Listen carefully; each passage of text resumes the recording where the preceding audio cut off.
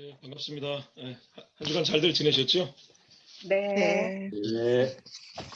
우리 이혜인 자매님, 우리 간증 잘 이렇게 감동으로 이렇게 들었습니다. 네, 감사합니다. 그런 것 같습니다. 전도가 그 예수의 생명을 전하는 일이지만, 그리고 그로 하여금 그 예수님을 알게 하는 일이지만, 사실 전도를 시작하는 그 시점부터 내가 바뀌게 된다는 게 참 너무 전도에 그래서 많은 사람들이 야, 왜 입으로 말로 입으로 꼭 전도해야 되냐? 어? 삶으로 전도를 해야지. 근데 그중에 대부분은 다 자기가 전도를 안 하는 그 변명이지 않나 하는 생각이고요. 정말로 이렇게 그리고 사형리를 굉장히 무시하는 분들이 많죠. 아직도 사형리 같은 걸로 전도를 하냐? 뭐 물론 그럴 수 있습니다. 그렇게 그것이 우리가 여기 고착되고 뭐 이렇게 되면 안 되겠지만은 그러나 사형리가 문제가 아니고 그 사형리라고 하는 것이 기도한 사람들의 또 하나님의 역사로 만들어진 이 작은 소재자를 통해서 정말 우리 짧은 시간에 군대에 붙지 않고 성령께서 역사하시는 걸 도구가 된다고 하는 것이 얼마나 큰지 모르겠고요. 어, 우리 예전에 우리 저희 순장님이 했던 말씀이 기억이 나요. 순장님이 저를 이제 전도하신 순장님 말고 제가 광화문 모임에 나갔을 때 저를 이제 훈련해 보신 순장님이 계신데 순장님은 굉장히 다혈질이세요. 예수 안 믿었으면 내가 정말 일 크게 쳤을 거라고 하는 분인데 그 부부싸움을 그렇게 자매님하고 많이 하셨대요. 예수 제자로 이렇게 살기 전에 정말 집사람하고 이혼 직전까지 갈 상황에서 부부싸움을 많이 하셨답니다. 그런데 BBB 모임에 나가봤더니요, 아래층 사람이 BBB 회원으로 와 있대요. 상당히 저기서 만났을 때는 엘리베이터에서 만났을 때는 잘 몰랐는데 나중에 보니까 그 형제랑 같이 가면서 얼마나 자기의 민낯이가 드러난 것 같아서 얼마나 부끄러운지 그렇게 얘기하셨다고. 근데 뭐 아래층에 그 사람이 살아서 들켰든 안 들켰든 우리 민낯이 다 그런 거 아니겠습니까? 주님이 우리 안에 들어오지 않으셨으면 성령이 안 계시면 우리 다 50보 100보고 거기서 거긴 우리 사람들인데요. 예. 오늘 이제 귀납법적 성경 공부 실습 들어가겠는데요. 혹시 형제 자매님들 중에 오늘 무슨 날인지 혹시 아세요? 혹시 뭐 교회력 이런 것들 이렇게 보시는 분 있으십니까? 저도 잘 몰랐는데 오늘이 보니까 이번 주간이 이제 종교개혁 주간이고 10월 31일이 이제 종교개혁 날로 이렇게 기념을 하는 그런 날이라고 그래요. 503년 이렇게 됐죠. 3년 전에 500주년이었으니까. 근데 이제 종교개혁의 5가지 우리가 주로 솔라 뭐로 이렇게 나오는 것 중에 보면 이제 솔라 스크립투라라는 오직 성경으로 라는 말이 있죠. 우리가 잘 알고 있는. 제가 아이들 어릴 적에 덕수궁에서 러시아 천년전 뭐 이런 전시회를 했었습니다. 혹시 오랫동안 해서 유명한 전시회라 갔다 오신 분들이 계실지 모르겠어요. 그때 지금도 거의 한 15년 전, 20년 전 일이지만 아직도 제 머릿속에 봤던 전시물 중에 아직도 기억이 나는 거는 성경이었어요. 어떤 성경이냐? 러시아 정교회 그 교회당에 안에 모셔져 있던 얼마나 큰 성경, 금으로 각종 천사들 여러 가지 것들을 장식을 해서 또 열쇠로 이렇게 닫아 걸게 돼 있어요. 그래갖고 금으로 된 큰 장식을 해서 그 부분들을 이렇게 안에다 두게 돼 있더라고요.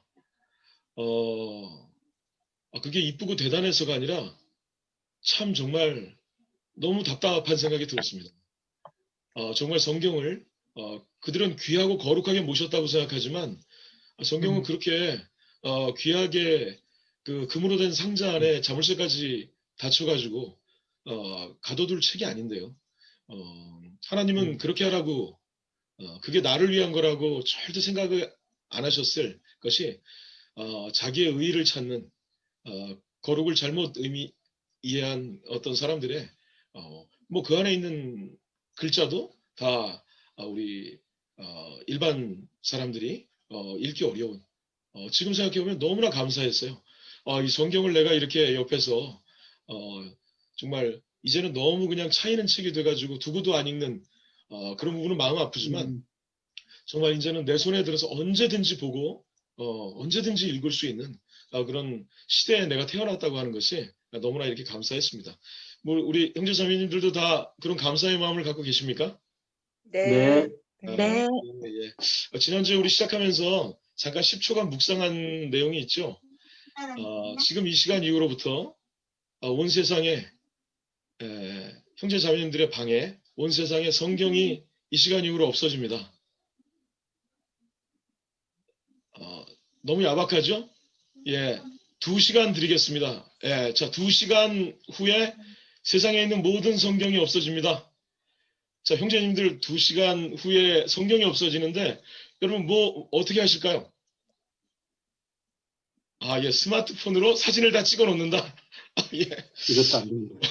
뭐 하여튼 각자 생각해 보십시오. 그러나 제가 뭐 그 방법이 중요해서가 아니라 우리가 그만큼 이 말씀이 있는 것이 얼마나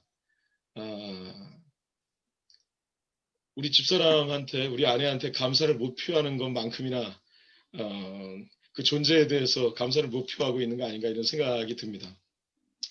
오늘은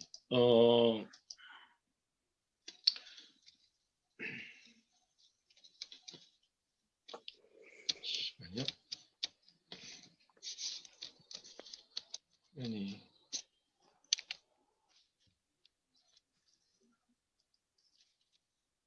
예. 일단 그 우리 실습 시작하기 전에 우리 그 성경을 읽다 보면 이제 성경을 통독을 이제 주로 이렇게 할 때 참 성경을 읽기 어렵게 만드는 것들이 몇 가지가 공통적으로 좀 있는 것 같습니다.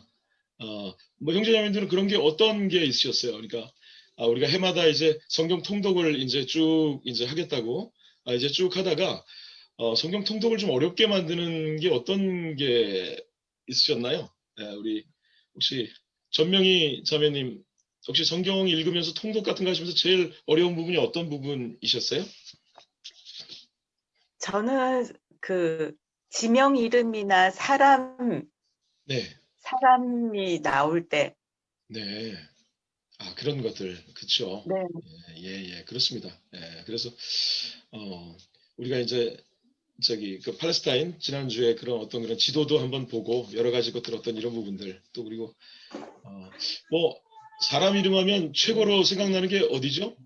역대상 1장부터 한 10여 장에 이르는 그 족보 읽어도 그게 굉장히 이런 걸 왜 여기다 이렇게 갖다 놨을까 뭐 그런 생각이 많이 드는 그런 부분들이 있죠. 예. 우리 양경 자매님은 어떠세요? 저는 지금 쉬운 성경을 안 읽고 어머니 그 요한복음을 네. 제가 하루에 지금 한 절씩 이렇게 쓰시는 거 제가 도움을 드리고 있는데 네. 한 절씩 제가 읽을 때 이게 입체적으로 이렇게 다가오는 그런 느낌은 있으나 와우 저도 그 말씀 안에서 저도 그 사람의 인명 있잖아요. 사람의 이름 그 이름과 이제 스토리가 연계되는 것이 어려워요. 그러니까 제가 이해가 돼야 엄마한테 이렇게 설명을 드리는데 뭐 니고데모 그러면 이게 니고가 뭔 말이야? 여기까지 이름도 뽀개가지고 니고가 뭐고 데모는 뭐야? 막 이렇게 하시는데 그럼 제가 그 사람에 대해서 그 역사적인 배경, 이름을 이 사람은 왜 이렇게 지었을까? 근데 이제 그걸 사전 찾기로 들어가서 이렇게 보면 너무 재밌는 거예요. 근데 스토리를 알기 전에 그 유니크한 그 사람의 이름과 스토리를 연계하는 거. 그러니까 아직 초보 단계죠. 저는 성경 읽는 것도 아직 초보 단계. 아이, 별 말씀입니다. 예, 예, 알겠습니다. 제가 제 경험과 그리고 뭐 순원들의 많은 이제 또 우리 같이 성경을 읽으면서 공통적으로 나오는 몇 가지들이 있어요. 주로 이제 뭐 구약에 나오는 그런 부분들이긴 한데요. 주로 그게 이제 성막 창세기서부터 이렇게 쭉 재밌게 읽어오다가 이제 출애굽기까지도 괜찮은데 거기 출애굽기 25장 이후에 보면 이제 성막을 만들라는 게 나오는데 아니 굳이 그거를 그렇게 몇 규빗 하면서 그걸 그렇게 자세하게 얘기할 필요가 뭐가 있을까라는 그래서 별로 이렇게 몇 규빗 할 때 이렇게 큰 감동이 오십니까? 여기를 여기 기둥을 조각목으로 하고 거기를 받침을 은으로 만들어라. 야, 받침을 은으로 만들래. 야, 막 감동이 오고 막 이런 경험이 있으셨습니까, 혹시? 네, 감동이 옵니다. 누구시죠? 아멘. 누구시죠? 이치원 형제님이신가요? 네, 형제님, 어떻게 또 그렇게 감동을 하셨어요, 거기에?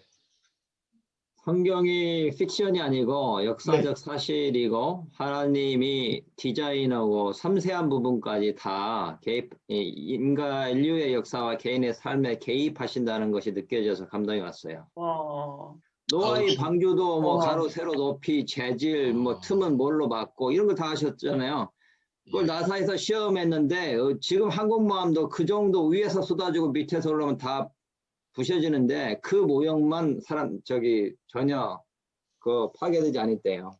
그러니까 하나님이 그런 거 보면서 이 성경의 역사고 하나님께서 정말 대충 이렇게 하시는 분이 아니라 너무 섬세하시고 우리 역사와 개인의 삶에 개입하시는 분이구나 그런 거를 좀 느꼈어요. 저 형제님 말씀이 제가 굉장히 감동이 됩니다. 너무 감동이 됩니다. 오늘 이걸로 다 끝내도 되겠습니다. 너무 감사하고요. 예. 그래요. 이렇게, 성령님께서 은혜 주셨네요. 네. 우리 지난주에 얘기했지만, 성령님께서 우리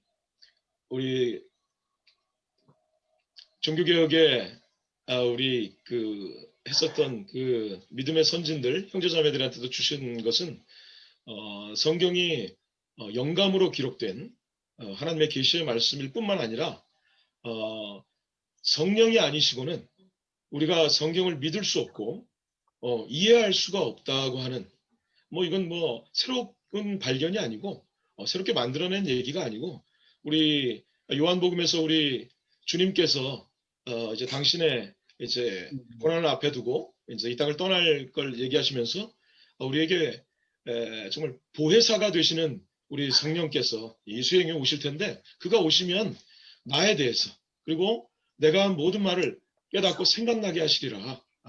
그건 이제 사도들에게 계시의 말씀으로 영감으로 성경을 기록하는 것뿐만이 아니라 말 그대로 성령이 비춰주시지 않으면 성령이 비춰주셔야만 우리가 성경을 깨달을 수 있고 믿을 수 있다고 하는 것이죠.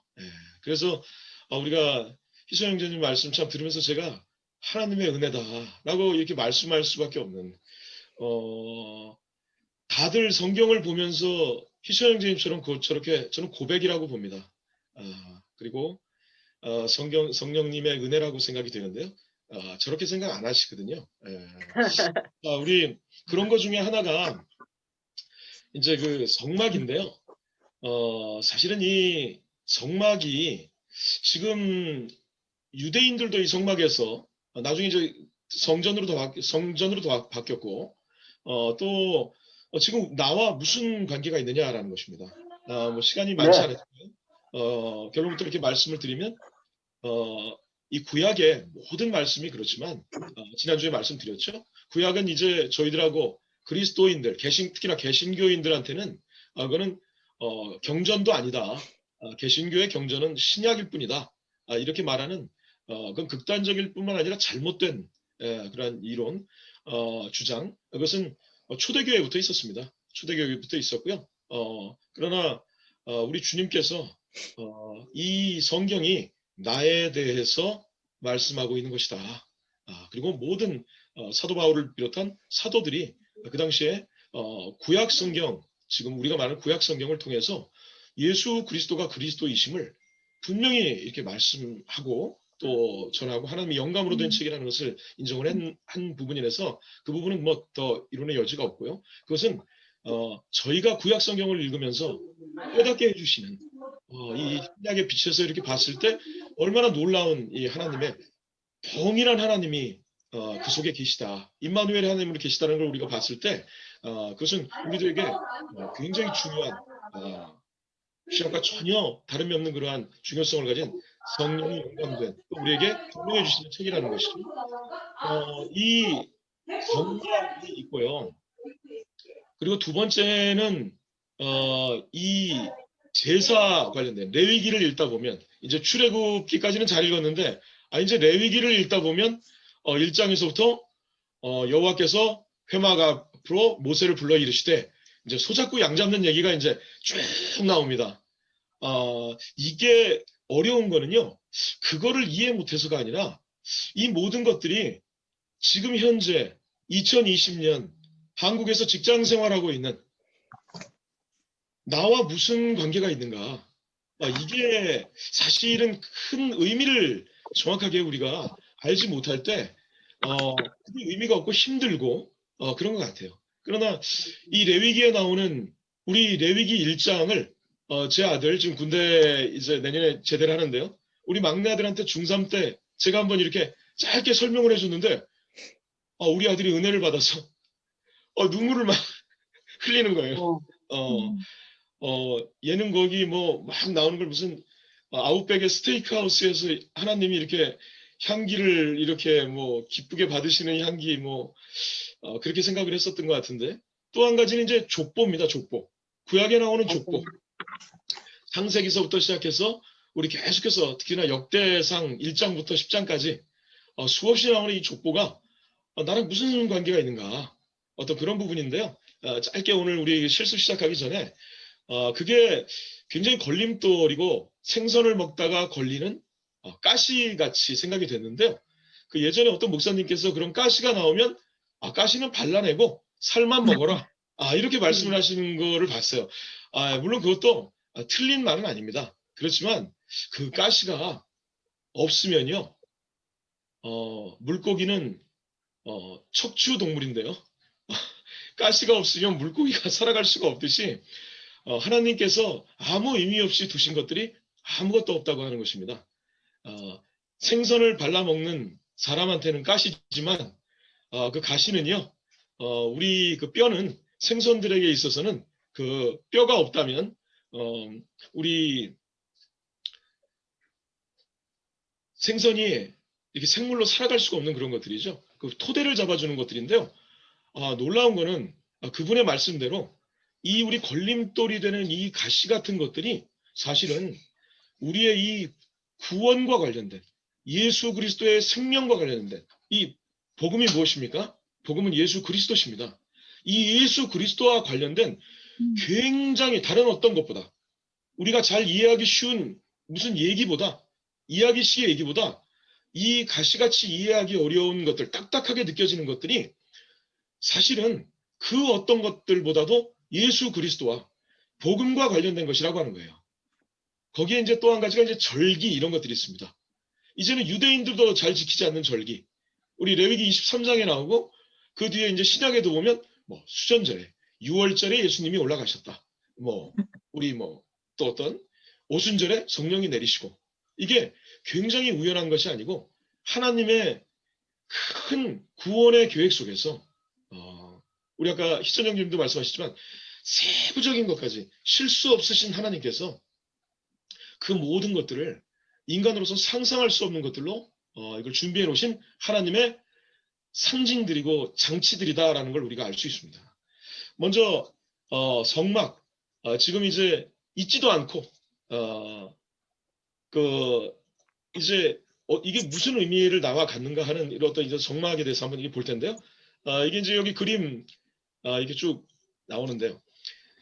우리가 이제 창세기 3장에서 우리의 아담 할아버지와 하와 할머니가 내가 주인 되겠다고 사탄의 그 꼬임에 네가 주인으로 살아. 네가 네 삶의 왕이야. 네가 주인이야. 왜 하나님, 응? 근데 네가 왜 저기 노예처럼 살아야 돼?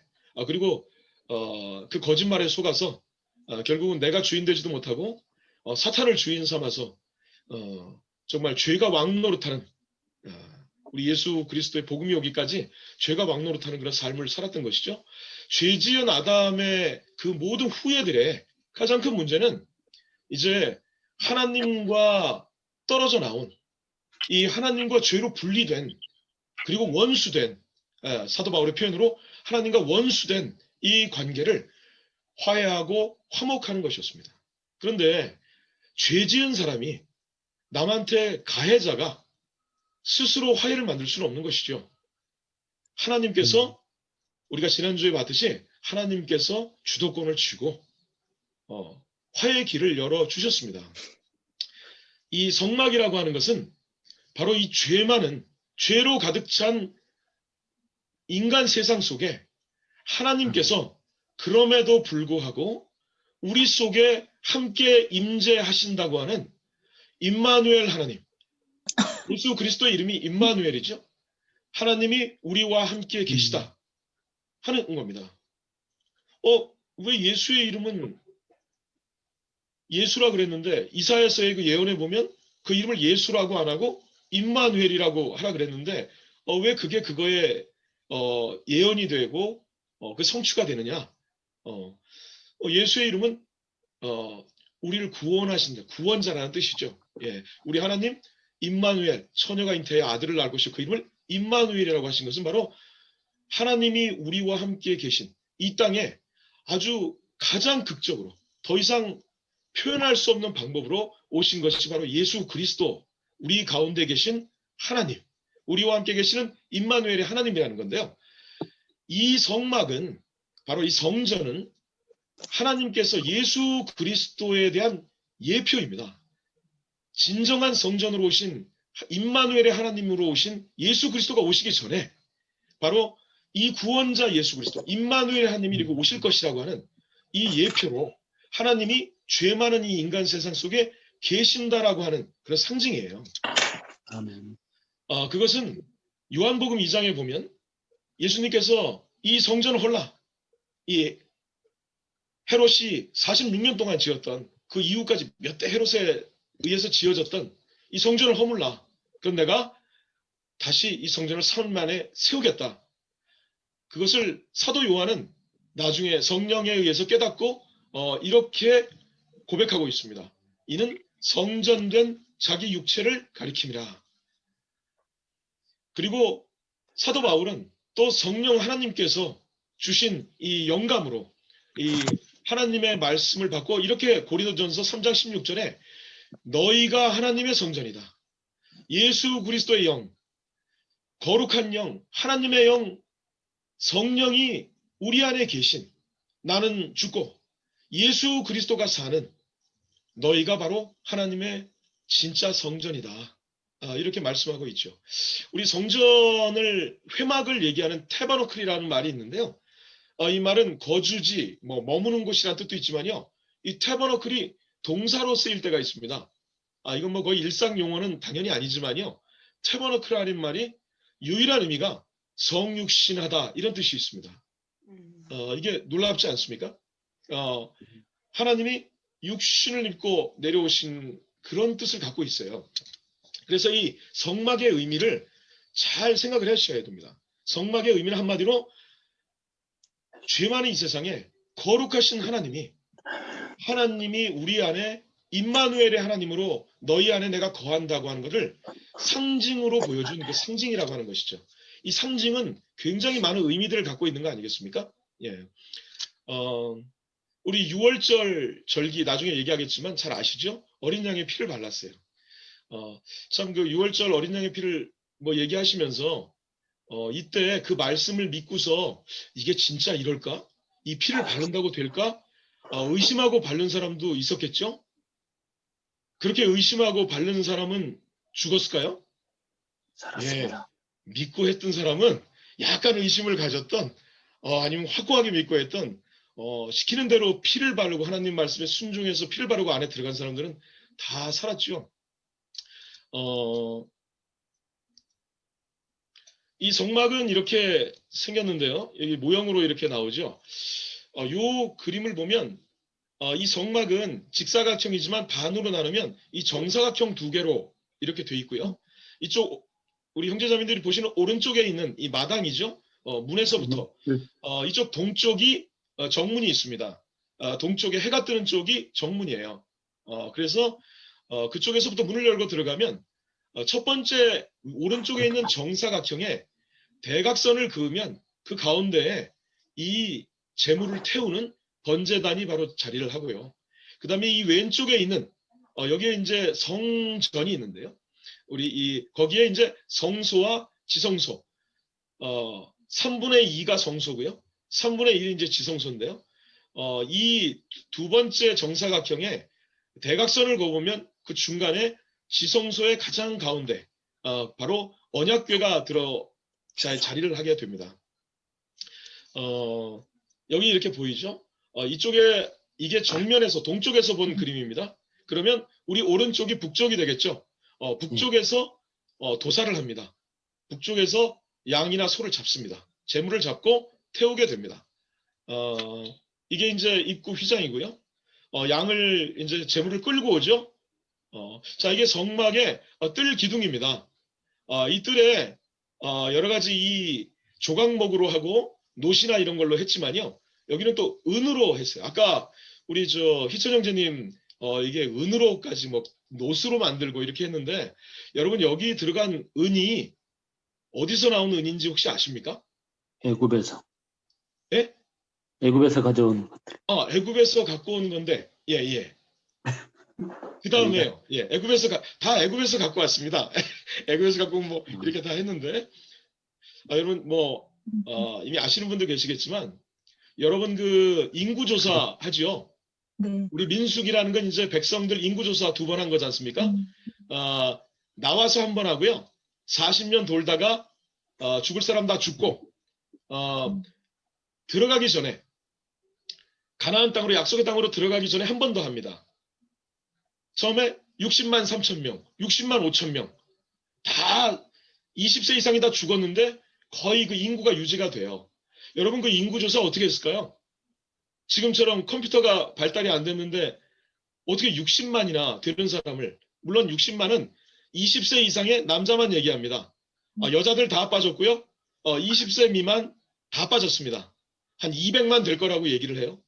자, 60만도 작은 게 아닌데 이 어떻게 조사를 했을까요? 예. 아까 누가 말씀하시려고 그랬던 것 같은데? 예. 우리 그 성경을 잘 읽어보면 지파별로, 가족별로 이렇게 할 때 여러분 속전이라는 걸 냅니다. 여러분 속전이 뭐죠? 내 생명을 하나님께서 대속이란 말 지난번에 하셨죠? 구속이란 말 말씀드렸죠? 그 대가를 지불하고 내 목숨을 산 거예요. 그 속전을 뭐로 드리냐? 은으로 드립니다. 은으로 드려요. 한 사람당 반 세겔을 거기다 냅니다. 나중에 대충 해도 그 세겔만 다 사람의 속전으로 낸 그 은만 다 해도 그러면 정확하게 숫자가 나오겠죠. 그 은을 녹여서 만든 게 여러분 생명의 속전으로 이것을 만든 게 이 성전 뜰 기둥의 은입니다. 우리의 생명을 속한 이 예수 그리스도를 상징한다 그랬죠. 이 성막은, 이 회막은 바로 여기에 들어가 있는 이 은이 우리의 속전, 생명의 속전을 통한 이 은이고요. 이 노시라고 하는 거는 하나님의 이 엄정한 심판, 이 놋기둥을 넘어서지 못해요. 사람들은 이 회막 안으로 들어갈 수가 없습니다. 이 놋기둥은 바로 하나님의 이 위엄과 심판 이런 것들을 상징하는 거고요. 이 안에 있는 나무가 뭐라 그랬죠? 대단하게 있는 그 레바논 백향목이 아닙니다. 사막에서 지난주에 보셨던 그 사막에서 수많은 그 추위와 더위를 이겨내고 저 수십 미터 밑으로 뿌리를 뻗고서 그러나 자라면서 뒤틀려서 그 더위와 추위 때문에 완전히 뒤틀려 버린 그 씨띠나무, 그러나 너무나 단단하고 못생겼지만 흠모할 것이 없지만 그러나 이 고통을 알고 인내를 아는 이 정도 얘기하면 뭐가 생각납니까? 이사야서 53장이 생각나시고 우리 고난받은 우리 예수 그리스도. 유대인들은 절대 이사야 53장 안 읽는 거 아시죠? 유대인들은 토라를 12살이 되면 달달달달 외웁니다. 모세오경을. 그리고 우리 랍비들은 우리 예언서까지 거의 다 외우는 수준인데 이들이 1년 동안에 이 구약 성경을 다 읽어가지만 안 읽는 게 있어요. 안 읽고 지나가는 게 있습니다. 그게 이사야서 53장입니다. 왜? 고난이죠. 이들은 53장은 이해할 수가 없어요. 자기들의 왕으로 오실 그 앞에 영광스러운 메시아는 다 있지만 53장은 분명히 하나님의 종 메시아를 가리키는데 그 53장 전체를 찔리고 고통받고 죽고 도살장에 끌려가는 양처럼 힘없이 끌려가고 이해할 수가 없는 겁니다. 이해할 수가 없는. 이 정도만 하고 지나가겠습니다. 뭐 여기 하나하나 다 할 얘기들이 있지만 오늘 그게 주요적이 아니기 때문에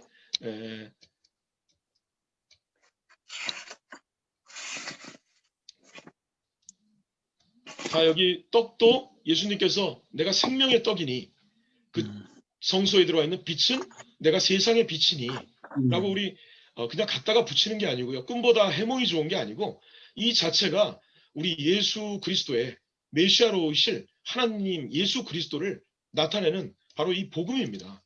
복음과는 상관없는 율법이 아니고요. 바로 복음입니다. 네.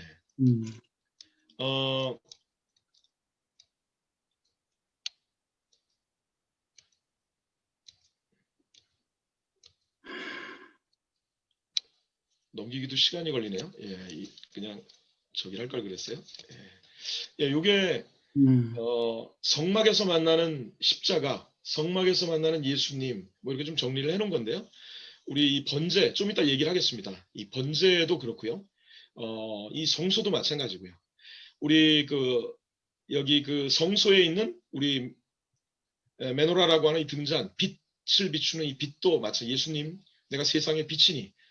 이 떡 진설병이라고 하는 것도 나는 하늘에서 내려온 너희를 살리는 생명의 떡이니 라고 말씀하시죠. 그리고 휘장이 예수님이 십자가에서 달려 돌아가셨을 때 휘장이 위로부터 아래로 잘 아시듯이 예루살렘의 휘장은 이 칼을 가지고 이렇게 박박 긁어도 잘 잘라지지 않을 만큼의 두꺼운 이 천인데요. 그것이 갈라져서 우리 예수 그리스도가 하나님과의 진정한 화해, 아담 이후에 모든 죄에 빠진 사람들이 찾았던 하나님과의 화해, 하나님으로 나아가는 그 길을 예수 그리스도가 자기 몸을 찢어서 열어두셨다고 하는 것이죠. 아멘.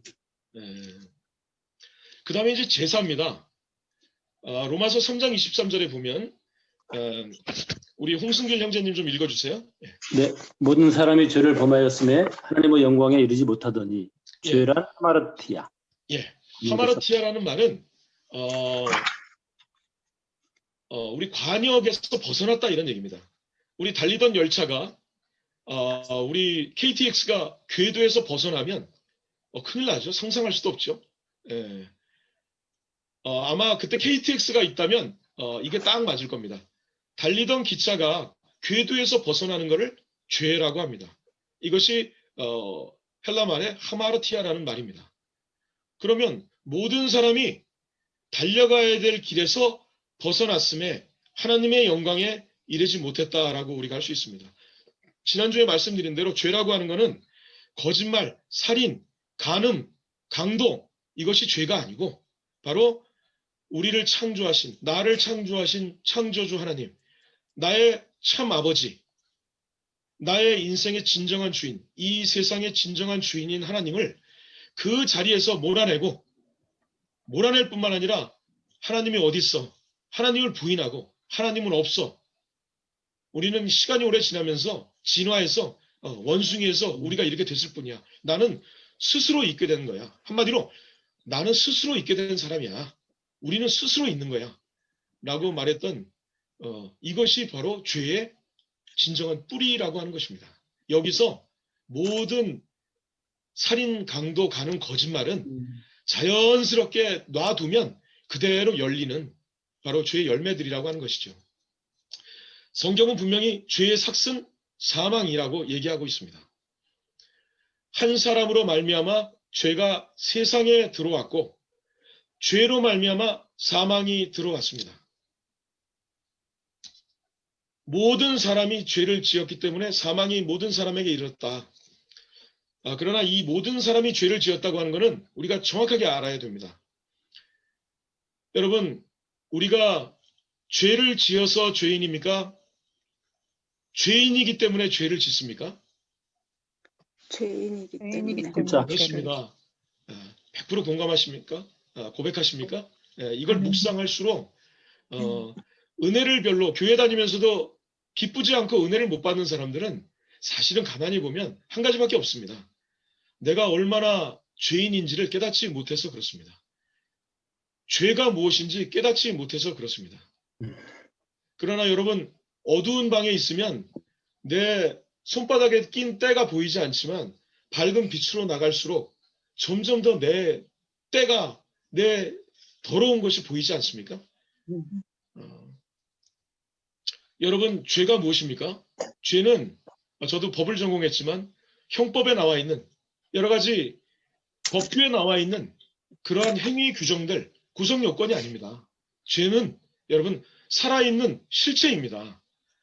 죄가 우리 속에 예전에 왕노릇했던, 사망을 통해서 왕노릇했던, 사람들로 하여금 죽을 것들을 두려워하게 만들어서 영원히 죽음을 두려워하면서 종노릇하게 만들었던 것이 바로 우리들의 죄입니다.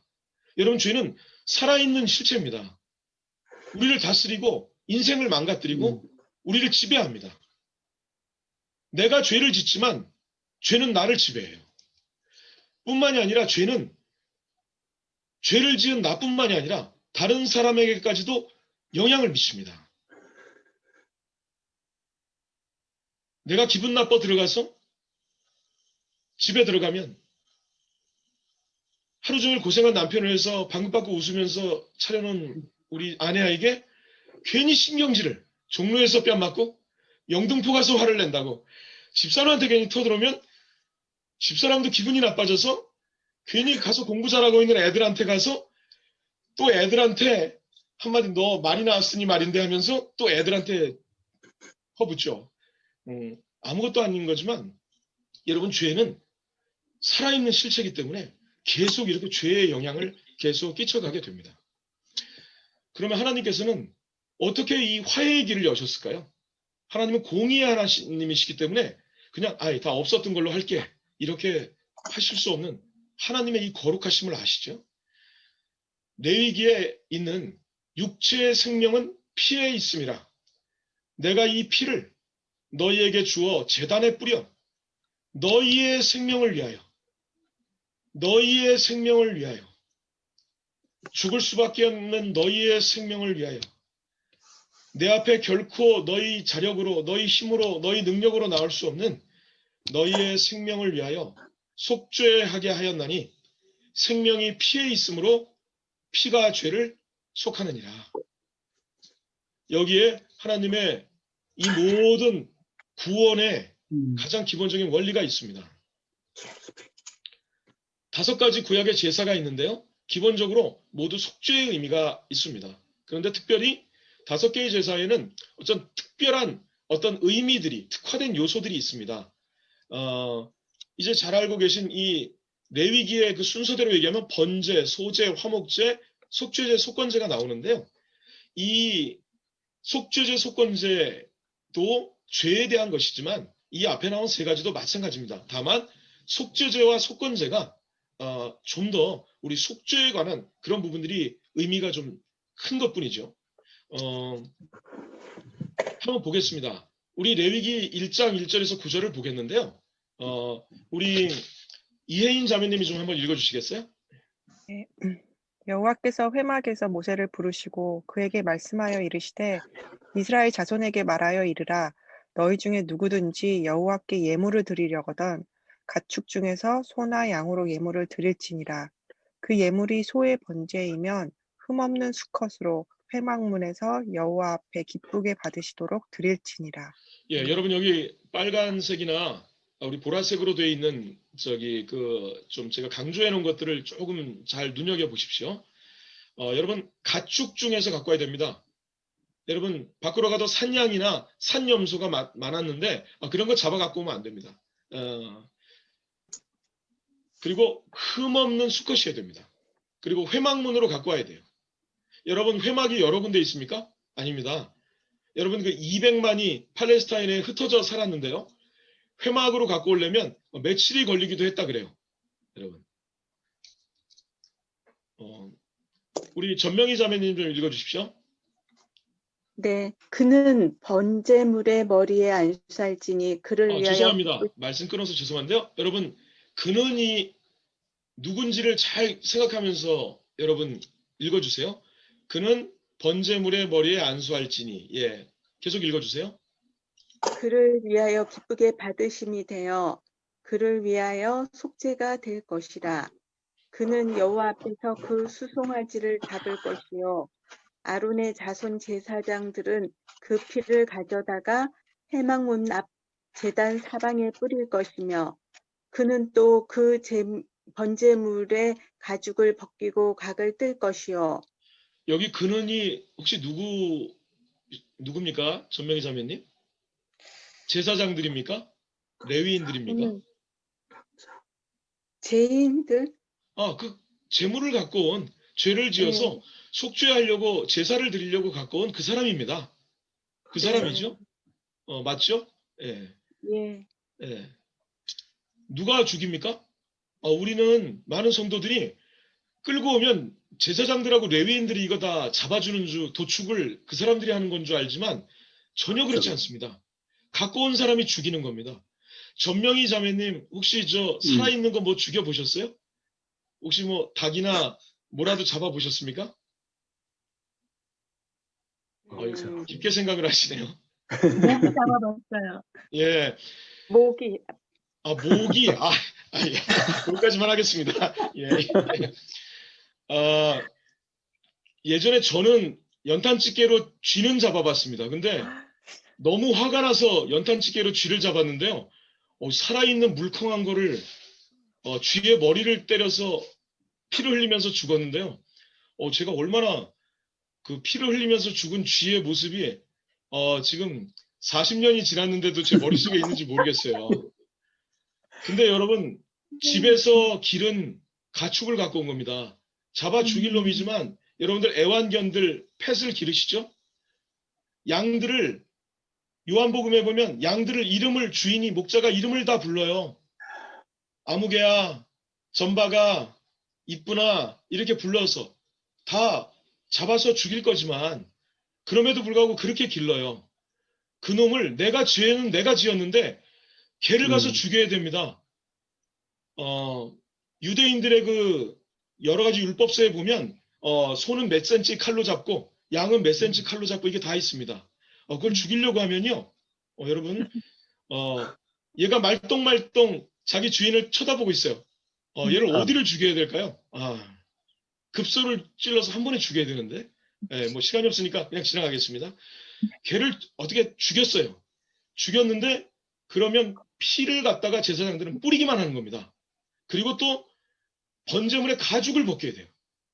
가죽을 다 벗기면 얼마나 그 피와 그 안에 있는 것들이 내장들이 다 나오면서 그것들을 다 발라내야죠. 각을 뜬다는 게 뭡니까? 각자 이 뼈 마디마다 하나하나 다 잘라내는 겁니다. 제가 그냥 읽겠습니다.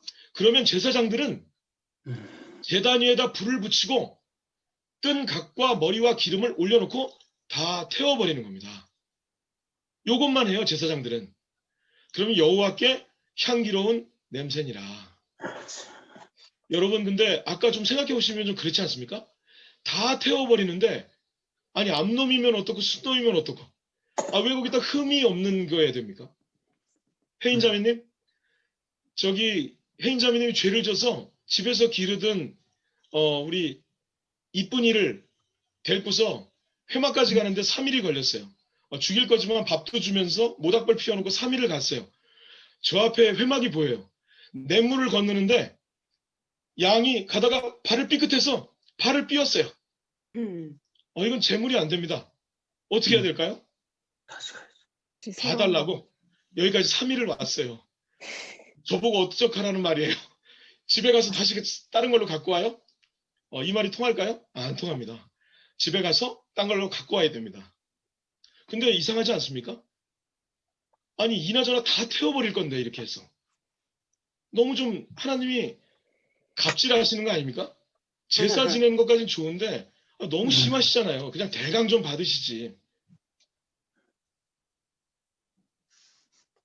그가 찔림은 우리의 허물 때문이요 그가 상함은 우리의 죄악 때문이라.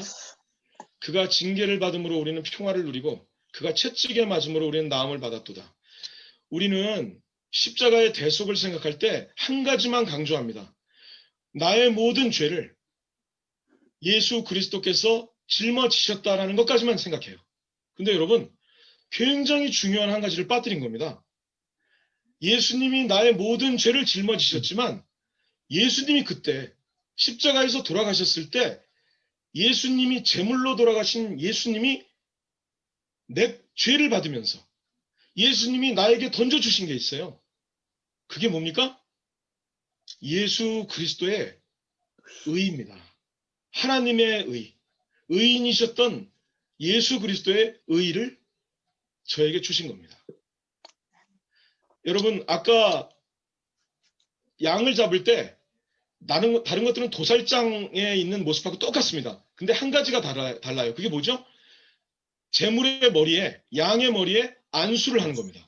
안수라고 하는 것은 뭡니까? 내 죄가 전부 다 이 제물에 전가되는 겁니다. 그러나 내 죄만 양한테 가는 것이 아니고 제물한테 가는 것이 아니고 제물에 흠없고 점없고 이 거룩한 깨끗한 이 제물의 흠없음이 나한테 오는 겁니다. 그래서 하나님이 갑질하려고 흠없는 걸 갖고 오라는 것이 아니고 우리 죄인들을 위해서 흠없는 제물을 갖고 와서 네 죄는 제물이 지고 대신 죽고 처참하게 죽고 그러나 그 의를 우리에게 주신다고 하는 것입니다. 이 얘기를 우리 중학교 아들한테 얘기했더니요. 앞에서 눈물을 흘리면서 우는 거예요. 이 얘기를 듣고서. 그리고 이 레위기의 제사를 우리 아들이 그다음부터 굉장히 의미를 갖고 이렇게 읽고 있는 것 같습니다. 시간이 없어서 나머지 부분들은 나중에 기회가 되면 이렇게 하는 걸로 그렇게 하겠습니다. 예. 잠시만요.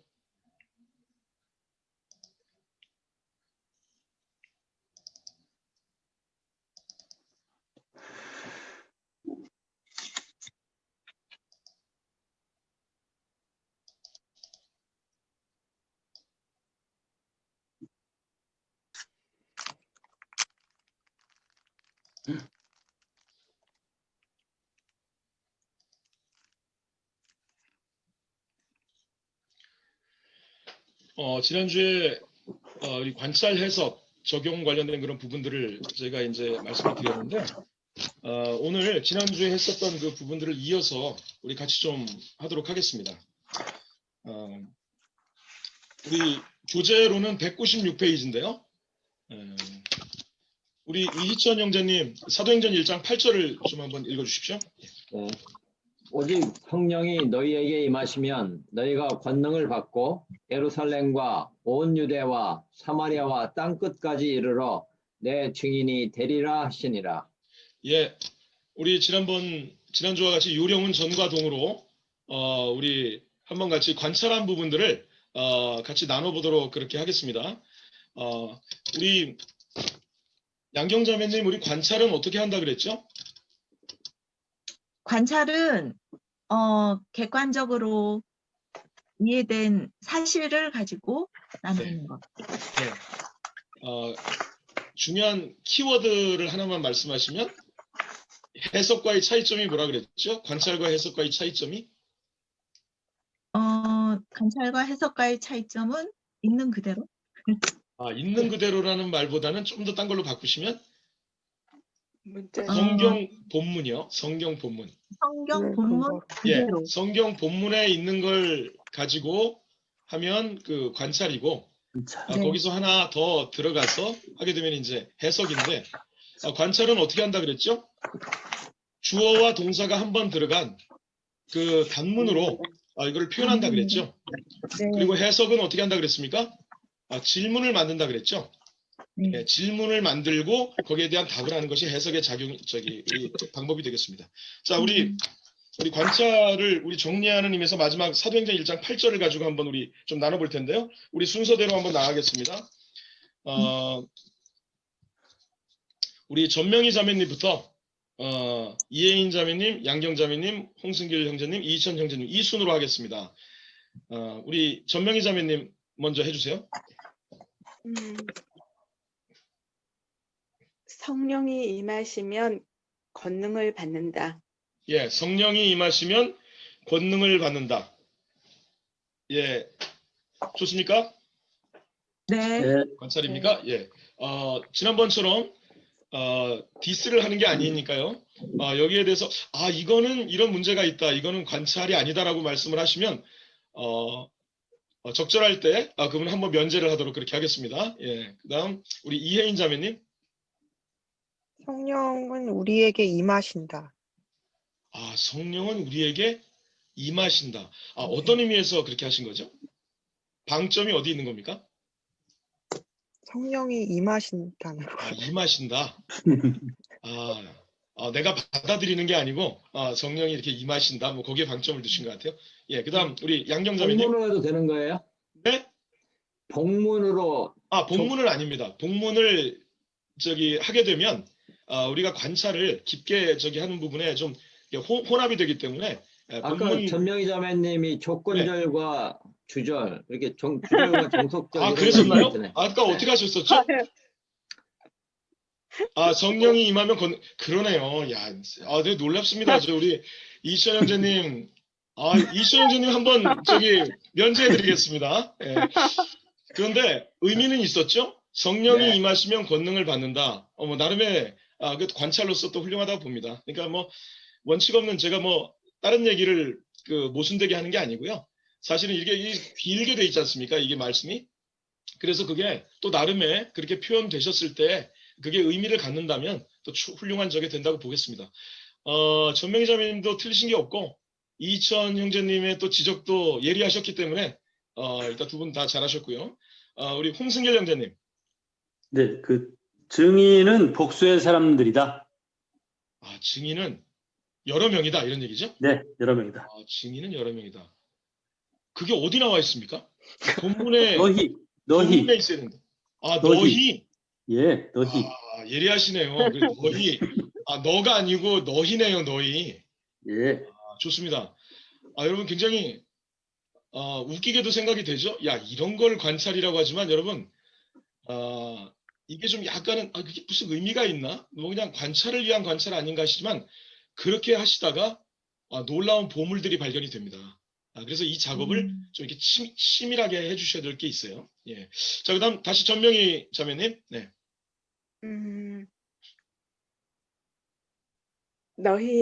너희는 내 증인이 될 것이다. 너희는 내 증인이 될 것이다. 네.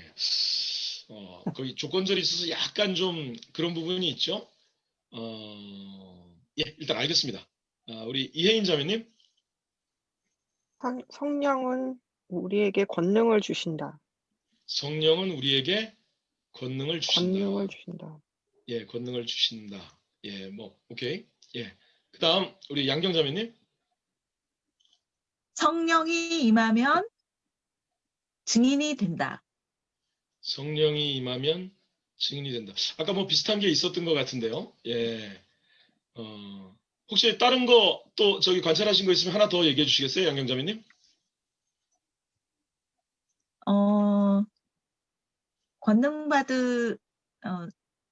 권능을 받으면 땅 끝까지 이른다. 예. 뭔 말? 본인 만족하세요? 말하는 이상하다. 아니요. 본인 만족하세요? 예. 필요한 것 같은데요. 예. 여러분 참고로 제가 이거 몇 년째 이걸 하고 있지만 사도행전 1장 8절 가지고 네, 관찰하신 거 50가지도 넘습니다.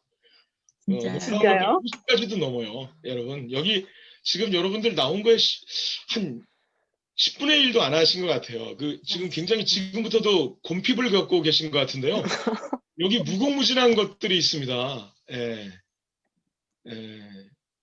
뭐 예를 들면 여러분 예루살렘과 온 유대와 사마리아와 땅끝까지 요 문자 여기서만 해도 한 10가지 이상 나옵니다. 여러분. 네. 예.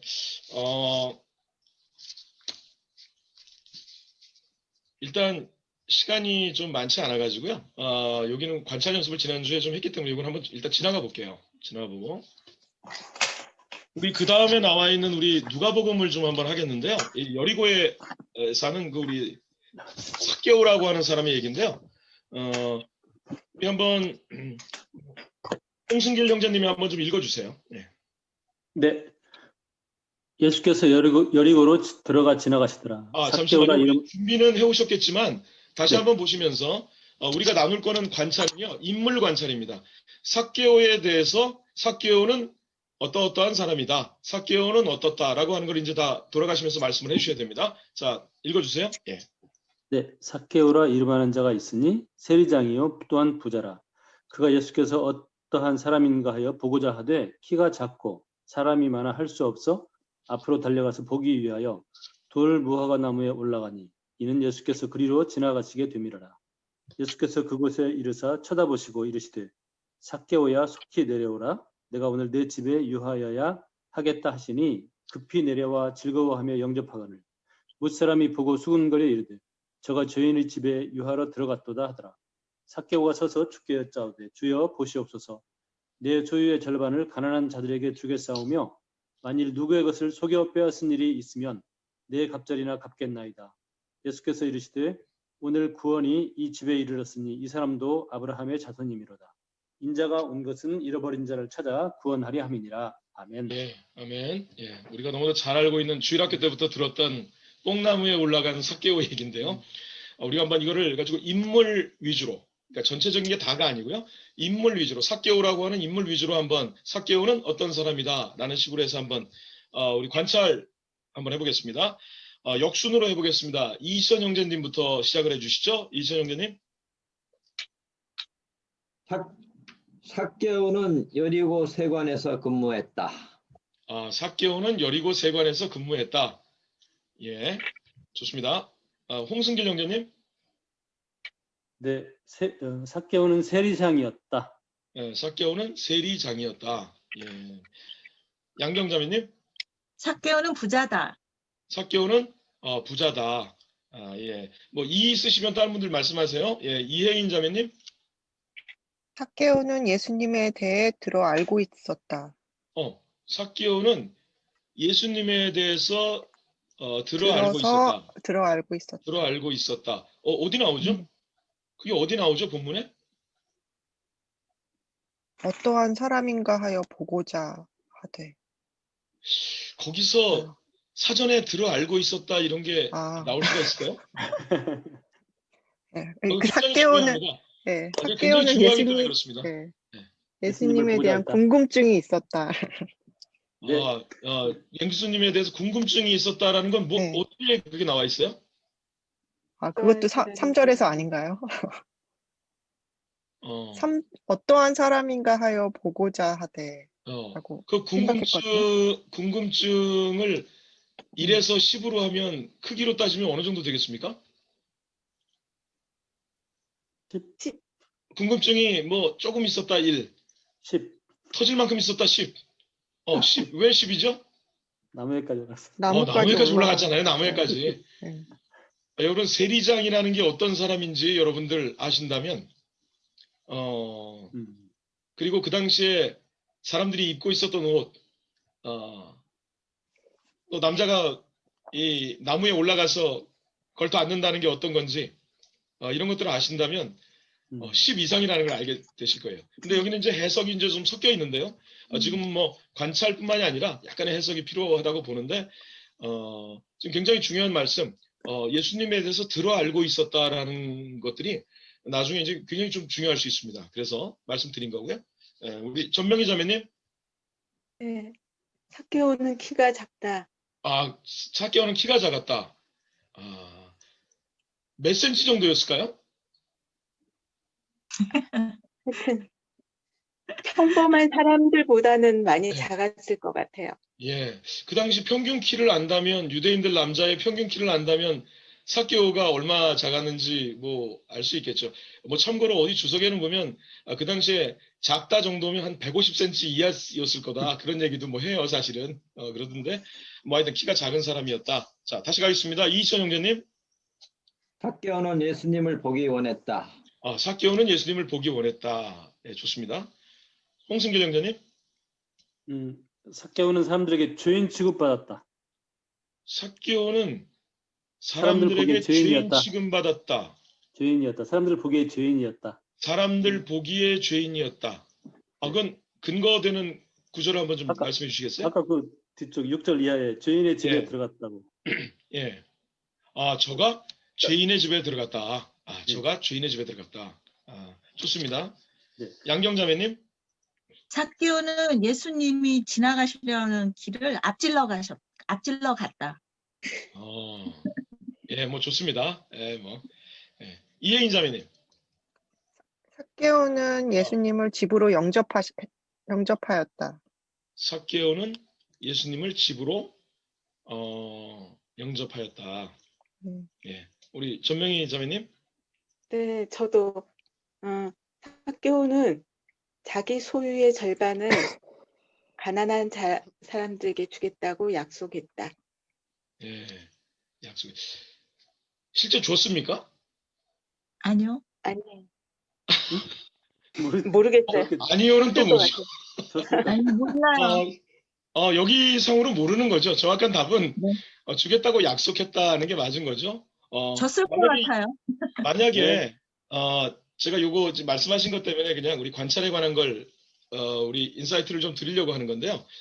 삭개오는 자신의 재산의 절반을 가난한 자들에게 주었다 라고 관찰하면 맞습니까? 틀립니까? 틀려요. 틀릴 것 같아요. 왜 틀리죠? 관찰이. 미래형. 그렇죠. 여기 본문에 주었다는 것까지 나오는 게 아니죠. 주겠다. 예, 뭐 초대교회 전승에 따르면 삭개오는 반만 준 게 아니라 자기 재산을 다 이렇게 넘겼다고 합니다. 그리고 가이사랴의 초대 거기에 교회 지도자로 살다가 순교했다는 말이 보니까 전승에는 있더라고요. 근데 뭐 워낙 전승이기 때문에 어쨌든 본문에는 주겠다고 우리 주님께 말씀드린 것이 있어요. 그 고백이 뭐 약속이라기보다 고백이 이렇게 있습니다. 우리 혜인자매님. 삭개오는 아브라함의 자손이 아니다. 이게 굉장히 중요한 저기를 하셨는데요. 아브라함의 자손이다예요, 자손이 아니다예요? 정확히 다시 한번 기회를 원래는 드리겠습니다. 예, 원래는 아닌데. 원래는 아니다. 태생적으로는 아니다. 태생적으로는 아니다. 여러분 이혜인자매님이 굉장히 많은 이슈들을 많이 지금 말씀하실 때마다 던지고 있습니다. 지금 한마디 하실 때마다 계속 그 이슈거리들이 계속 나오고 있습니다. 자, 어떻게 보세요? 주님께서 오늘 구원이 이 집에 이르렀으니 이 사람도 당연히 삭개오죠. 아브라함의 자손이로다. 누가 뭐 아브라함의 자손 아니라고 누가 얘기했나요? 이 말이 그러면은 삭개오가 뭐 이방이거나 혼혈이라는 뜻인가요? 그게 아니라 네. 아브라함의 자손은 구원받은 백성인데 구원 못 받았다는 의미인가요? 그러니까요. 그걸 저한테 묻는 게 아니라 어떻게 하셔야 될까요? 일단 관찰해서. 혜인자매님 의미는? 그렇죠. 혜인자매님은 어떤 분이세요? 예, 저는 이 사람은 원래 아닌데 구원을 받았기 때문에 이 사람도 아브라함의 자손이라고 예수님은 말씀하신 걸로 영적으로 이해를 했습니다. 예, 원래는 아닌데 네, 오늘 육신적으로는 아닌데. 육신적으로는 아닌데 예수님을 만남으로 아브라함의 자손으로 오늘 이제 네, 믿음의 아브라함의 후손으로 자손은 이제 인정받은 거. 아브라함의 자손은 이제 구원받은 사람 정도로 이제 네. 이해를 하신 거네요. 네. 이게 맞으시는지는 사실은 네. 이제 요 해석을 하고 우리가 네. 적용을 해나가면서 이제 해석의 문제라고 좀 볼 수가 있겠습니다. 시간이 많지 않기 때문에 한번 보시면 여러분 이제 그 좀 이따 말씀을 드리겠지만 여러분이 컨텍스트라는 말씀 드렸죠? 네. 좀 이따 볼 텐데요. 굉장히 중요합니다. 이 컨텍스트는 여러분 원래 이 누가복음 19장 1절부터 10절은 삭개오 이야기 우리가 이렇게 하지만 우리 이 누가복음 장절은 누가 언제 나눴을까요? 혹시 그거 아시는 분 계십니까? 이 장절이 언제 생겼죠? 19세기인가 프랑스 사람에서 만들어진 걸 알고 있는데. 1700년? 예. 그거보다는 좀 더 뒤인데요. 이게 몰라? 인쇄술이 되면서 인쇄술이 나와서 성경이 인쇄되기 시작하면서 사실은 이 부분이 그 장절이 나눠지기 시작한 겁니다. 말씀드리고 싶은 건 뭐냐면 이 누가복음이 생겼을 때 19장에 삭개오가 있고 이런 게 하나도 없었다는 거죠. 그냥 처음부터 끝까지 누가복음은 데오빌로가 가요. 처음부터 된 일에 대해서 쭉 이 복음에 대해서 써놓은 겁니다. 장절도 없어요. 그러나 단순 찾기 편하기 위해서 사실은 이 부분이 그냥 나중에 주어진 것입니다. 그래서 장절이 굉장히 없다면 우리가 얼마나 불편하겠어요. 그렇지만 이 장절이 성경을 해석하는데 굉장히 혼동과 걸림돌이 될 때가 굉장히 많다고 하는 겁니다. 요한복음. 그래서 이 사실은 장절이 없다면 우리가 누가복음은 쭉 이어져 내려오는 얘기예요.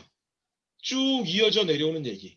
그래서 이 19장 바로 앞에 어떤 사건이 있는지를 우리가 사실은 보게 됩니다.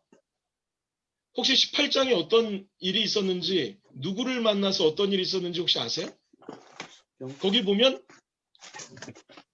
지금 빨리 찾으시는데요. 어떤 그 젊은 청년이 부자 청년 얘기가 나옵니다. 바로 직전에. 잘 아시는 얘기죠? 어떻게 해야 제가 영생을 얻겠습니까? 그러니까 율법을 다 지키고 제가 어려서부터 그런 것들을 다 지켰습니다. 너에게 한 가지 부족한 것이 있으니 내가 가진 모든 재산을 다 팔아서 가난한 자에게 주고 너는 나를 따르라. 그때 부자 청년이 근심하며 예수님 곁을 떠났습니다. 여러분 이 바로 앞에 있는 이 이야기를 생각을 한다면 여러분 바로 뒤에 나오는 이 삭개오가 여러분 새롭게 들리지 않으세요? 새롭게 들려요. 굉장히 연관이 되시죠?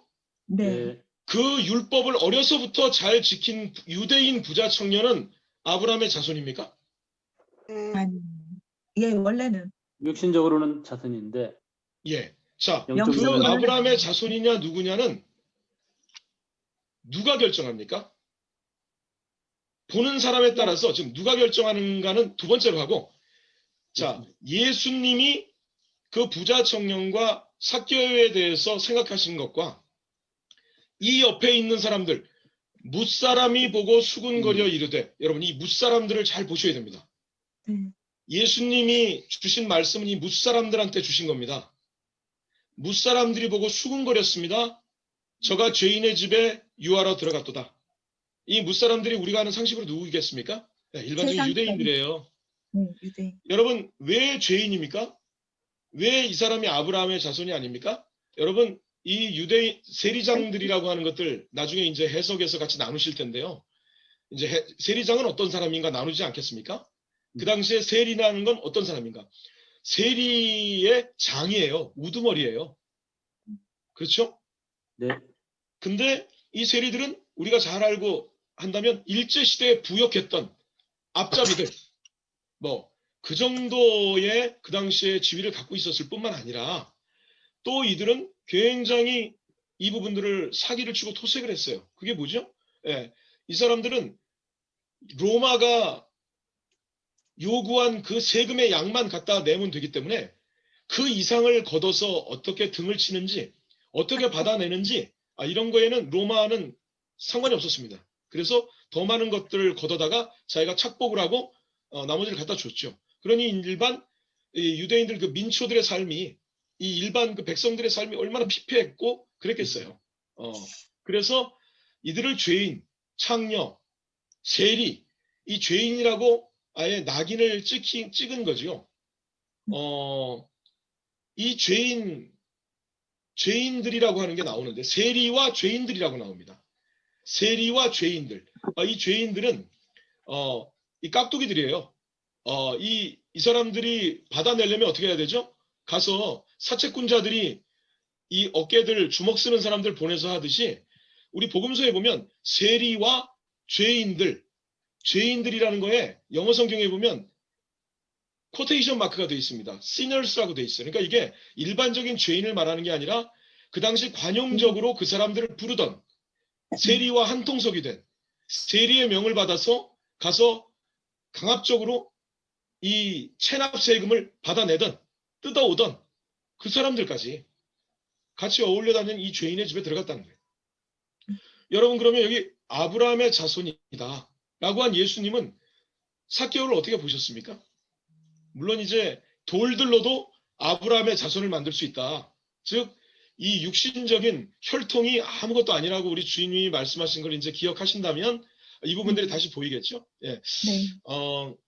시간이 없어서 오늘 이 부분을 다 할 수는 없지만 우리 이혜인 자매님께서 아주 일부러 이슈를 잘 제기를 해주셔가지고요. 아주 토론이 잘 된 것 같습니다.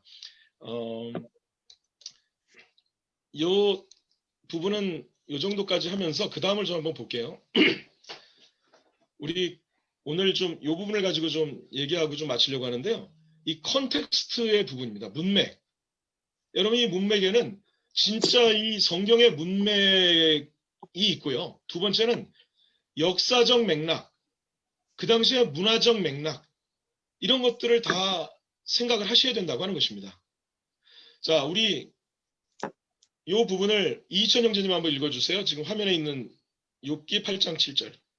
내 시작은 미약하였으나 내 나중은 심히 창대하리라. 여러분 이거 어디서 제일 많이 보는 거죠? 개업집. 개업집. 예, 식당 저기 벽에 보면 개업할 때 내 시작은 미약하였으나 그래서 이 나무로 된 그 선물 우리 가서 선물하지 않습니까? 네. 여러분 이게 뭐 어떤 내용인지는 말씀 안 드려도 잘 아시잖아요. 내 시작은 미약하였으나 내 나중은 심히 창대하리라. 굉장히 좋은 말이죠. 덕담입니다. 갖다 주는 목적이 덕담입니다. 근데 여러분 욥기 8장 7절에 대한 이 말이 어떤 의미에서 지금 누가 한 말인지 아세요? 욥기 8장은 욥을 처음에는 위로하려고 왔다가 나중에는 이제 욥하고 대판 말싸움 계속하고 서로 간에 상처 주고 주고받게 되는 이 세 명의 친구들.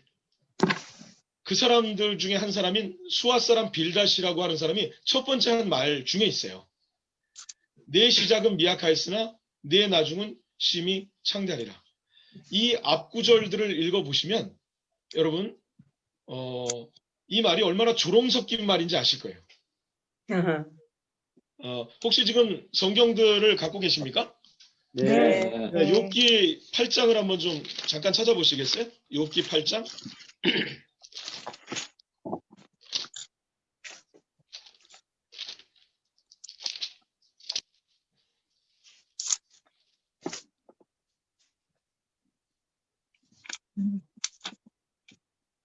욥기 8장 1절. 우리 홍승길 형제님 한번 읽어주세요. 네. 수아 사람 빌닷이 대답하여 이르되 쭉 읽을까요? 네. 네가 어느 때까지 이런 말을 하겠으며 어느 때까지 내 입의 말이 거센 바람과 같겠는가? 하나님이 어찌 정의를 굽게 하시겠으며 전능하신 네가 어찌 공의를 굽게 하시겠는가?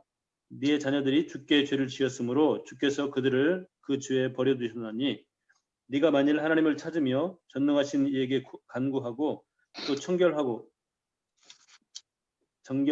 정직하면 반드시 너를 돌보시고 내 의로운 처소를 평안하게 하실 것이라.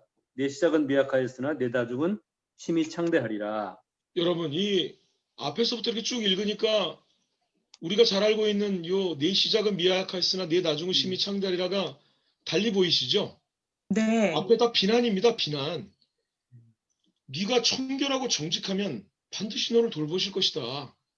이 사람은 이미 욥이 겪고 있는 이 고난에 대해서 왜 욥이 이런 고난을 겪게 되는지에 대해서 이미 판단이 서 있어요. 벌을 받고 있는 겁니다, 욥은. 그래서 이 욥에 나오는 이 찾아왔던 세 사람의 처음엔 굉장히 친구들로, 물론 나이 차이는 많이 나지만 친구들로 위로하러 왔던 사람들이 갖고 있는 걸 사자성어로 뭐라 그럽니까? 이 사람들이 갖고 있는 기본적인 생각이 인과응보입니다. 네가 뿌린 대로 거둔다는 거예요. 네가 죄를 지었기 때문에 벌이 온 거. 거꾸로 죄를 지으면 벌이 온다는 것뿐만 아니라 네가 이렇게 벌을 받고 있는 거는 죄를 지었기 때문이다.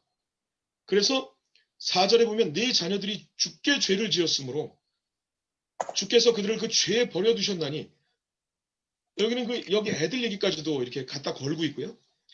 또 청결하고 정직하면 반드시 너를 돌보시고 네 의로운 처소를 평안하게 하실 것이다. 내 시작은 미약하였으나 내 나중은 심히 창대하리라. 이게 나중에 교훈조로 이렇게 얘기를 하고 있어요. 그래서 네가 제대로 좀 하나님 앞에서 올바로 쓰면 네가 참 어려움을 겪고 있지만 하나님께서 너를 창대케 하실 것이다. 여러분 이제는 이거 앞으로 개업집에다가 못 갖다 줄 것 같죠? 예. 넌 죄인이야. 개업집에다가 이거 뭐 어떻게 이런 거 갖다 주겠습니까, 이거를? 그쵸?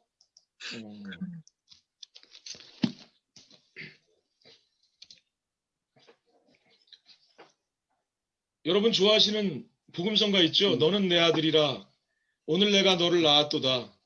너는 내 아들이라 오늘날 내가 너를 낳았도다 하면서 위로들 굉장히 많이 받으셨죠? 네. 여러분 여기 내 아들하고 내가 너를 낳았다는 게 이게 시편 2장에 나와 있는 건데요. 여러분 여기 너는 내 아들이라 오늘 내가 너를 낳았도다. 여기 너가 이 문구에서 누군지 혹시 아시나요? 예수님. 예. 뭐 거기에는 이제 이게 시편 2편은 우리가 유명한 시편에 메시아 구절이라고 하는 메시아 시편이라고 하는 겁니다. 철장으로 이 세상을 다스릴. 근데 사실은 그 복음성가를 지으신 분이 그 부분을 좀 많이 오해를 하신 것 같아요. 그리고 너는 내 아들이라 오늘 내가 너를 낳았도다. 이 말씀에 굉장히 은혜를 받으신 것 같습니다. 그래서 뭐 우리가 성경 공부, 비난법적 성경 공부할 때 오해로 은혜 받는 경우가 굉장히 많습니다. 사실은. 뭐 그것도 하나님의 은혜일 수 있겠지만 우리가 정확하게 본다면 여기는 메시아 구절이고 다윗이 자기의 다윗의 후손으로 오시지만 오히려 하나님이신 그분을 보면서 다윗은 예언자였는데요. 철장으로 이 세상을 다스릴 하나님의 아들을 하나님께서 그 성자 하나님에게 성부 하나님이 말씀하시는 어떤 그런 부분에 대한 그런 시편인 건데 우리 복음성가를 통해서 오해가 나온 복음성가가 굉장히 많은 사람들에게 은혜를 주고 있는 사실은 어떤 그런 부분이라고 사실은 좀 볼 수 있어요. 여러분 지금 뭐 신천지가 나름 이렇게 타격을 받았지만 뭐 아직도 어떻게 될 수 없고 알 수 없고 신천지가 정말 한국 사회에 끼친 그런 그 악영향이라고 하는 건 이루 말할 수 없는데요. 신천지의 그 교리들을 우리 뭐 형제자매님들 얼마나 많이 아시는지 모르겠습니다. 그 교리들 중에 굉장히 유명한 교리들 가운데 한 가지예요. 우리 양경자매님이 요 이사야 34장 16절 말씀 한번 읽어주시겠어요? 예.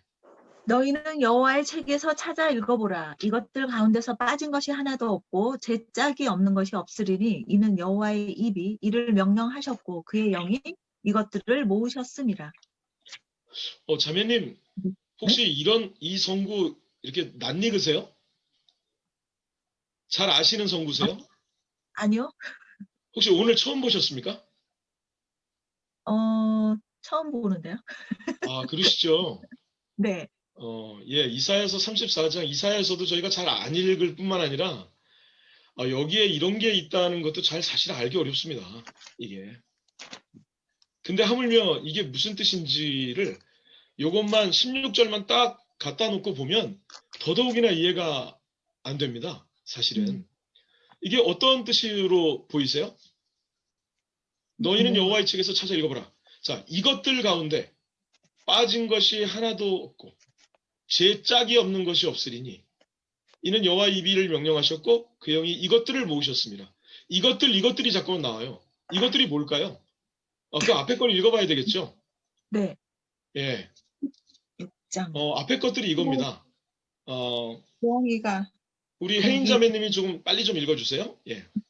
이것은 8절. 여호와께서 예. 이것은 여호와께서 보복하시는 날이요 시온의 송사를 위하여 신원하시는 해라. 에돔의 시내들은 변하여 멱청이 되고 그 티끌은 유황이 되고 그 땅은 불붙는 역청이 되며 낮에나 밤이나 꺼지지 아니하고 그 연기가 끊임없이 떠오를 것이며 세세에 황무하여 그리로 지날 자가 영영이 없겠고 당아새와 고슴도치가 그 땅을 차지하며 부엉이와 까마귀가 거기에 살 것이라.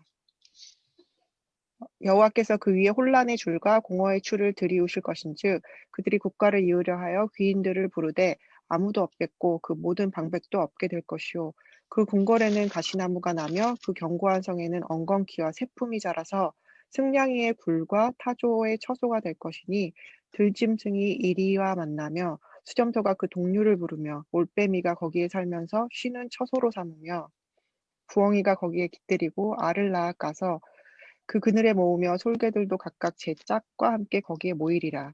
너희는 여호와의 책에서 찾아 읽어보라. 이것들 가운데서 빠진 것이 하나도 없고 제 짝이 없는 것이 없으리니 이는 여호와의 입이 이를 명령하셨고 그의 영이 이것들을 모으셨습니다. 예, 앞에 거를 읽으니까 이제 이것들이라고 하는 지시대명사가 뭘 말씀하시는지 이해가 되시죠? 네. 이거는 앞에서 잠깐 보셨겠지만 에돔에 관한 그 멸망에 관한 에돔의 멸망에 관한 그 예언입니다. 그래서 여기 나오는 부엉이, 당아새, 솔개 뭐 이런 것들이 아주 적막한 곳에 사람이 살지 않는 곳에 처하게 되는 들짐승들이에요. 이것들이 그러면 여기 16절만 보면 이것들 가운데서 빠진 것이 하나도 없고 제 짝이 없는 것이 없으리니 이는 여호와의 입이 이를 명령하셨고 그의 영이 이것들을 모으셨습니다. 여러분 이것들이 어떤 거죠? 짐승. 짐승들입니다. 들짐승. 짝을 이루는 이 들짐승들을 얘기하는 거거든요. 예. 그런데 우리 신천지는 이것들을 뭐라고 얘기하나요? 예. 성도들이라고 그러겠다. 예. 여기 신천지는 이것이 이제 짝교리인데요. 네. 이게 짝을 이룬다는 거예요. 말씀. 성경의 모든 논리들은 짝을 이룬다는 거예요. 신약이 있으면 구약. 이렇게 짝을 다 갖다 맞춥니다.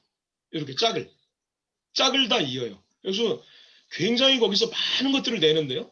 이 짝교리라고 하는 거에 근거가 되는 게 뭐 이것만은 아닙니다만은 예를 들면 이런 식으로 갔다가 그래서 그 짝교리에서 모든 신천지의 잘못된 것들이 다 나옵니다. 거기서. 결국은 이만희가 구원자라는 것까지 거기서 나오는데요. 그 근거가 되는 것들을 이런 걸로 찾아요. 그런데 한번 보십시오. 거기 이것들이라고 하는 거는요. 이 36장 8절에서 16절은 36장 자체가 우리 그 당시 유대의 주변에 있는 나라들의 향후 멸망과 하나님의 심판에 관한 내용들입니다. 그 중에 36장 저희가 읽은 부분이 바로 에돔의 멸망에 관한 이스라엘이 망했을 때 잘 됐다. 이스라엘하고 높이 올라가면 형제국인데도 불구하고 잘 됐다 하고 정말로 쾌재를 부르면서 이 심판 중에 있는 이 이스라엘과 이 유다를 이 정말 밟았던 이 에돔에 관한 심판, 에돔이 이렇게 망할 것이다. 아무도 사람이 살지 않는 이런 어떤 부엉이 솔개들, 이런 사람이 없는 곳에서 사는 들짐승들만 출몰하는 그러한 것이 될 것이다.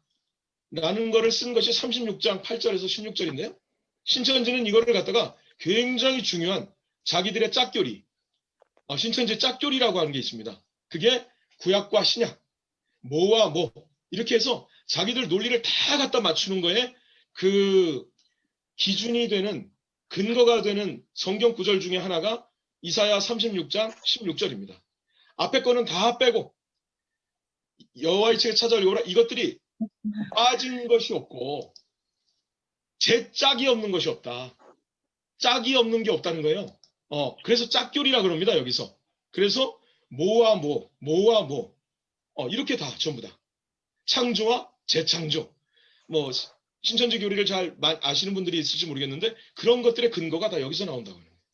이것이 바로 성경을 자기 아전 인수격으로 맥락을 다 제외하고서 36장 16절만 갖다 보면 그럴싸해 보여요. 그런데 그 앞쪽을 읽어보면 36장 16절은요, 그게 아니고 에돔의 멸망에 관한 분명한, 여기서 지시대명사를 보면 이것들은 바로 부엉이 솔개, 이건 사람이 살지 않은 이 사막과 같은 적막한 곳에, 망한 곳에 사는 들짐승들을 얘기하는 거거든요. 이것들이 그냥 모인 게 아니라 그 사람이 살던 곳이 이제 황폐하고 황무지가 됐기 때문에. 그런데 에돔이 황무지가 된 것은 여호와의 입이 이를 명령하신 것이다. 이 들짐승들이, 야생 동물들이 살게 된 것은 하나님의 영이 이를 모으셨음이라. 에돔의 멸망에 관한 그런 얘기들이거든요. 이런 부분입니다. 그래서 우리가 지금 보고 있는 개역 개정판에는 이것들이라고 지시대명사로 나오지만 우리 표준세 번역에 보면 너무나 명확해요.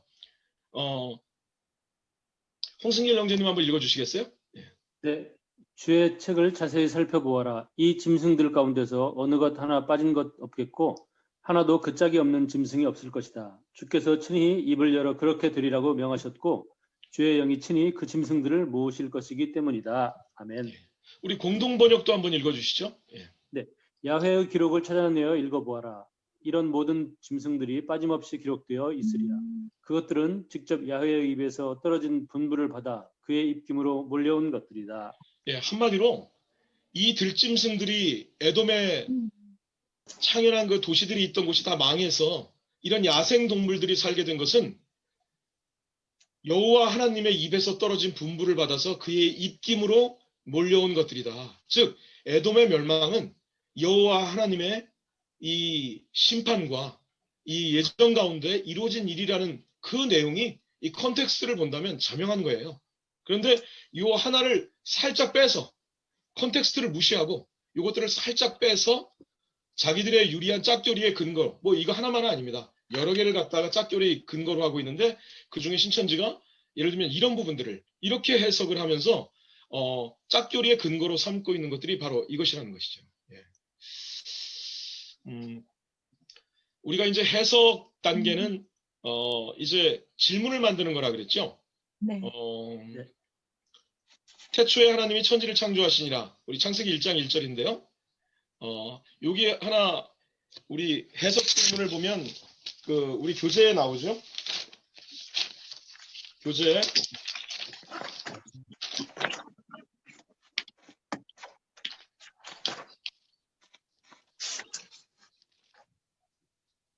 208페이지를 한번 보시면요. 교재 208페이지. 이제 해석은 말 그대로 해석 질문을 만들고 거기에 답을 찾는 과정이라고 말씀드렸잖아요. 방법이.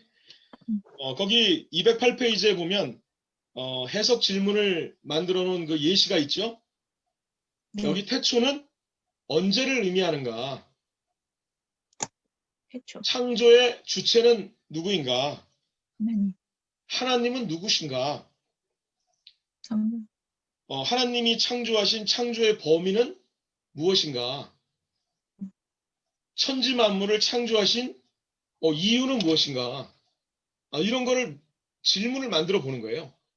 생각되는 질문들을. 그리고 질문들을 답을 찾는 겁니다. 그것이 이제 해석의 과정이에요.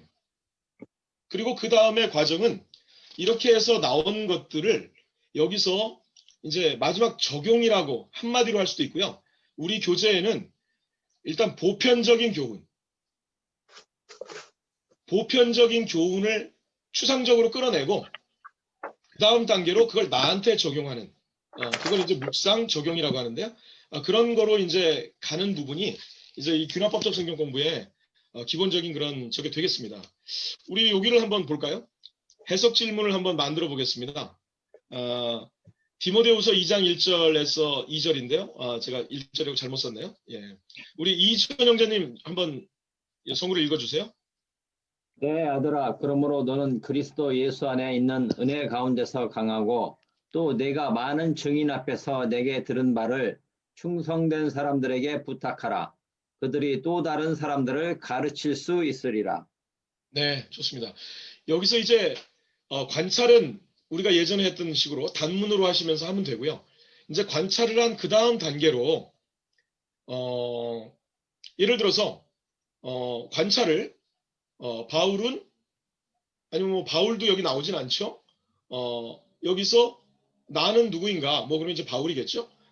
바울은 내 아들아라고 하고 있는데 내 아들이라고 부르는 바울이 그 사람에게 지금 얘기를 해주고 있는데 여기서 내 아들은 누구냐?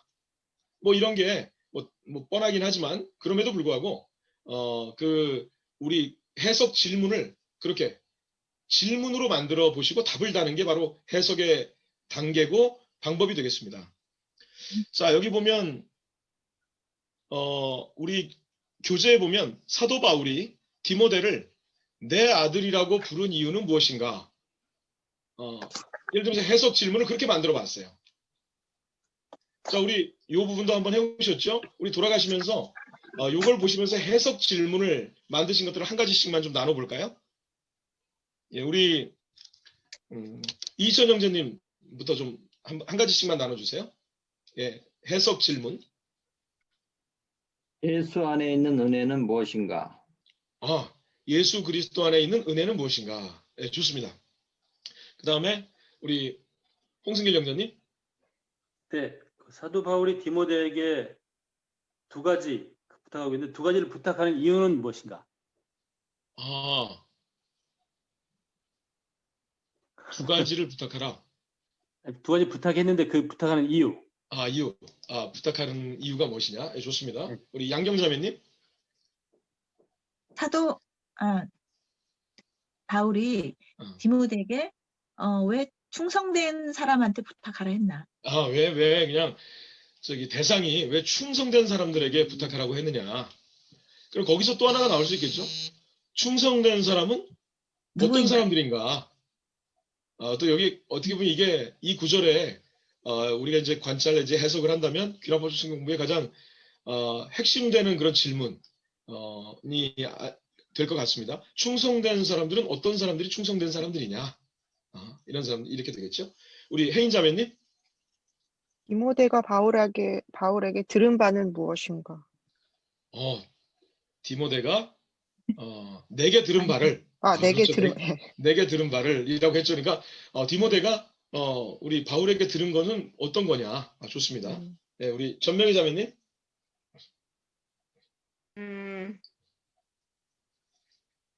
그리스도 예수 안에서 어떻게 하면 강할 수 있는가? 네. 여기 은혜 가운데에서 그리스도 예수 안에 있는 은혜 가운데서 강하라 했는데 어떻게 하면 강할 수 있는가? 뭐 좋습니다. 네. 하여튼 이 해석 단계는요.